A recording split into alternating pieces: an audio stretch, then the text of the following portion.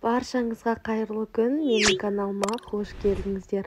Бүгін сіздермен үй жағдайында өте дәмді, тез дайындалатын пиццаның рецебімен бөлісемін.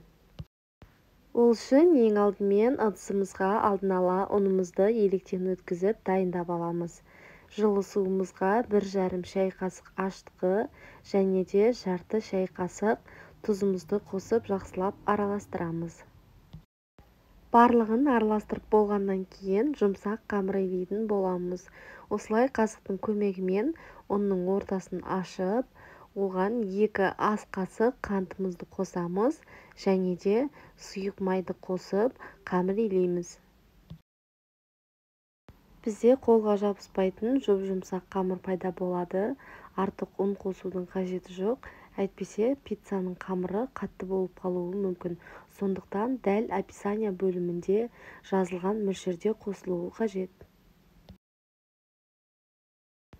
Осымен қамырымызды илеп болдық. Енді бетін жауып, жылы жерге 25-30 минутқа қалдырамыз. Үй жағдайында тез дайын болатын пиццаның түрін жасайтын болғандықтан мен томат пастасын пайдаландым.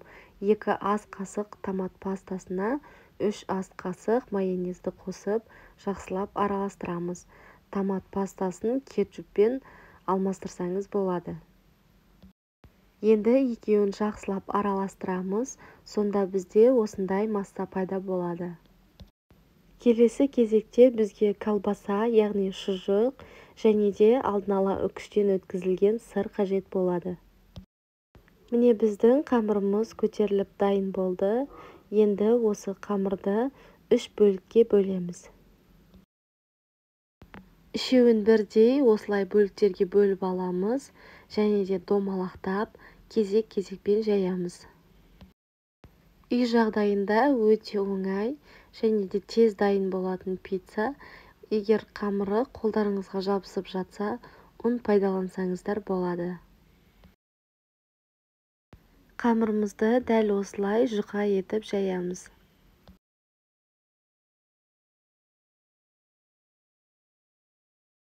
Енді қамырымызды осылай противеньге орналастырамыз және де жаңа дайындаған соусымызды қасықтың көмегімен барлық жеріне жағып шығамыз.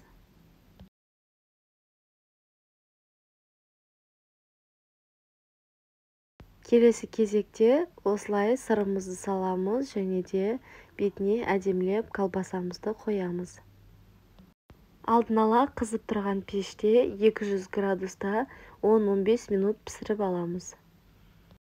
10-15 минуттан кейін тағда бетіне сырымызды саламыз және де тағда 5 минутқа пісіріп аламыз.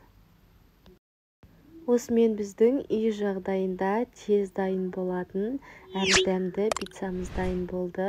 Сіздер де міндетті түрде жасап көріңіздер. Каналға тіркеліп, лайк басып, пікір қалдыруды ұмытпаңыздар.